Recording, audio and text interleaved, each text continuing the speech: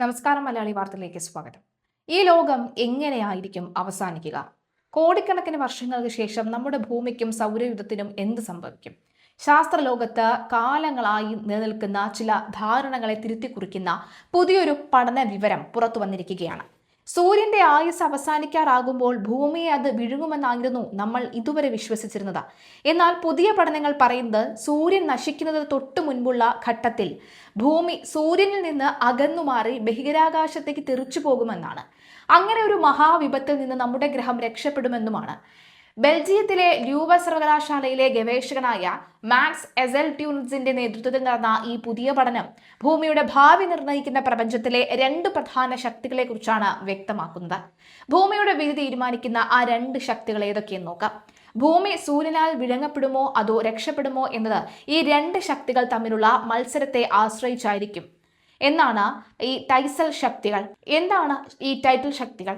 സൂര്യന്റെ വലിപ്പം കൂടുമ്പോൾ അതിന്റെ ഗുരുത്വാകർഷണ ബലം ഭൂമിയെ ഉള്ളിലേക്ക്, അതായത് സൂര്യന്റെ കേന്ദ്രത്തിലേക്ക് ശക്തമായി വലിച്ചെടുപ്പിക്കാൻ ശ്രമിക്കും. സൗരക്കാറ്റുകൾ വികസിക്കുന്ന ഘട്ടത്തിൽ സൂര്യന്റെ പിണ്ഡം വൻതോതിൽ കുറയാൻ തുടങ്ങും. ഈ സമയത്ത് പുറപ്പെടുന്ന അതിശക്തമായ സൗരക്കാറ്റുകൾ ഭൂമിയെ സൂര്യനിൽ നിന്ന് ദൂരേക്ക് തള്ളിവിടാൻ ശ്രമിക്കും. ഈ രണ്ട് ശക്തികളിൽ ഏതാണോ വിജയിക്കുന്നത് അതായിരിക്കും ഭൂമിയുടെ വിധി. ടൈറ്റൽ ശക്തിയാണ് കൂടുന്നതെങ്കിൽ ഭൂമി സൂര്യന്റെ അഗ്നിഗോളത്തിൽ ലയിച്ച് ഇല്ലാതാകും. അതേസമയം സൗരക്കാറ്റുകളുടെ തള്ളലിലാണ് ശക്തിയെങ്കിൽ ഭൂമി സുരക്ഷിതമായി വലിയൊരു ഭ്രമണപഥത്തിലേക്ക് മാറി രക്ഷപ്പെടും. നക്ഷത്രങ്ങളുടെ ആയുസ്സും റെഡ് ജയന്റ് പ്രതിഭാസവും. നമ്മുടെ സൂര്യനെ പോലെയുള്ള നക്ഷത്രങ്ങൾ ഒരു നിശ്ചിത വലുപ്പത്തിൽ സ്ഥിരതയോടുകൂടി നിൽക്കുന്നത് അതിലെ ഹൈഡ്രജൻ ഇന്ധനം കത്തുന്നത് കൊണ്ടാണ്. ഹൈഡ്രജൻ കത്തുമ്പോൾ ഉണ്ടാകുന്ന വലിയ ഊർജം നക്ഷത്രത്തെ പുറത്തേക്ക് തള്ളുകയും അതേസമയം അതിന്റെ ഗുരുത്വാകർഷണം ഉള്ളിലേക്ക് വലിക്കുകയും ചെയ്യുന്നു. ഈ രണ്ട് ശക്തികളും തുല്യമാകുമ്പോഴാണ് നക്ഷത്രം സുരക്ഷിതമായിരിക്കുന്നത്. എന്നാൽ ഏകദേശം 500 കോടി വർഷങ്ങൾക്ക് ശേഷം സൂര്യനിലെ ഹൈഡ്രജൻ തീരും. ഇതോടെ ഈ സന്തുലിതാവസ്ഥ തകരും. സൂര്യൻ ഉള്ളിലേക്ക് ചുരുങ്ങാൻ തുടങ്ങും. ഈ ചുരുങ്ങൽ കാരണം കേന്ദ്രത്തിലെ ചൂട് വല്ലാതെ കൂടുകയും ഹീലിയം ആറ്റങ്ങൾ കാർബണായി മാറാൻ തുടങ്ങുകയും ചെയ്യും. ഇത് വലിയൊരു ഊർജ്ജ സ്ഫോടനത്തിന് കാരണമാവുകയും സൂര്യന്റെ പുറംപാളികൾ വൻതോതിൽ വികസിക്കാൻ തുടങ്ങുകയും ചെയ്യും. ഇങ്ങനെ വികസിക്കുന്ന സൂര്യൻ ഇപ്പോഴത്തെ വലുപ്പത്തേക്കാൾ 100 മുതൽ 1000 മടങ്ങ് വരെ വലുതായി ഒരു റെഡ് ജെയിന്റ് ആയി മാറും. അയൽ ഗ്രഹങ്ങളുടെ വിധി എന്താകും?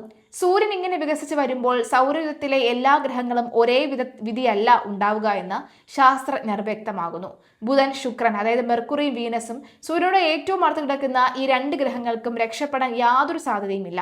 വികസിച്ചു വരുന്ന സൂര്യൻ ഇവയെ പൂർണ്ണമായും വിഴുങ്ങും. പുതിയ പഠനങ്ങളുടെ അടിസ്ഥാനത്തിൽ ഭൂമി സൂര്യനിൽ നിന്ന് അകന്നുമാറി രക്ഷപ്പെടാൻ വലിയ സാധ്യതയുണ്ട്.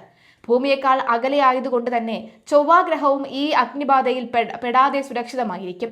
മുൻപ് ശാസ്ത്രജ്ഞർ കരുതിയിരുന്നത് ഈ ടൈൽഡ് ഡിസിപ്പേഷൻ എന്ന പ്രതിഭാസം കാരണം ഭൂമി സൂര്യനിലേക്ക് വലിച്ചിഴക്കപ്പെടും എന്നാണ്. ഭൂമിയുടെ ആകർഷണം കാരണം വികസിച്ച സൂര്യന്റെ ഉപരിതലത്തിൽ ചെറിയൊരു തരംഗം രൂപപ്പെടും. ചന്ദ്രൻ കാരണം ഭൂമിയിലെ കടലിൽ വേലിയേറ്റം ഉണ്ടാകുന്നത് പോലെ ഈ തരംഗം ഭൂമിയുടെ വേഗത കുറയ്ക്കുന്ന ഒരു ബ്രേക്ക് പോലെ പ്രവർത്തിക്കുകയും ഭൂമിയുടെ ഊർജം ചോർത്തി അതിനെ സൂര്യനിലേക്ക് വീഴ്ത്തുകയും ചെയ്യും എന്നായിരുന്നു പഴയ കണക്കുകൂട്ടൽ. എന്നാൽ മാറ്റ്സും സംഘവും വികസിപ്പിച്ച പുതിയ ആധുനിക മോഡലുകൾ കാണിക്കുന്നത് ഈ ടൈറ്റൽ ശക്തികളുടെ സ്വാധീനം മുൻപ് കരുതിയതിനേക്കാൾ വളരെ കുറവാണെന്നാണ്. ഇതിനായി അവർ സൂര്യന്റെ പ്രായമായ കസിൻ എന്ന് വിളിക്കാവുന്ന പ്രായം കൂടിയ L2 പപ്പീസ് എന്ന നക്ഷത്രത്തെ നിരീക്ഷിച്ചു. ഈ നക്ഷത്രത്തിന് പിണ്ഡം നഷ്ടപ്പെടുന്നത് എങ്ങനെയാണെന്ന് പഠിച്ചതിലൂടെ നമ്മുടെ സൂര്യൻ റെഡ് ജയന്റ് ആകുമ്പോൾ ഉണ്ടാകുന്ന സൗരക്കാറ്റിന്റെ ശക്തി എത്രത്തോളമായിരിക്കുമെന്ന് അവർ കൃത്യമാക്കി. എന്തായാലും ഭൂമി രക്ഷപ്പെട്ടാലും ജീവൻ അവശേഷിക്കുമോ എന്ന ചോദ്യമാണ് ഒടുവിൽ. സൂര്യന്റെ വികസനത്തിൽ നിന്ന് ഭൂമി ഒരുപക്ഷെ രക്ഷപ്പെട്ടേക്കാം, പക്ഷേ അപ്പോഴും ഭൂമിയിൽ ജീവൻ നിലനിൽക്കില്ല.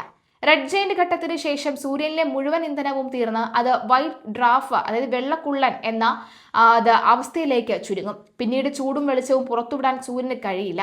അത് പതുക്കെ മങ്ങിക്കൊണ്ടേയിരിക്കും.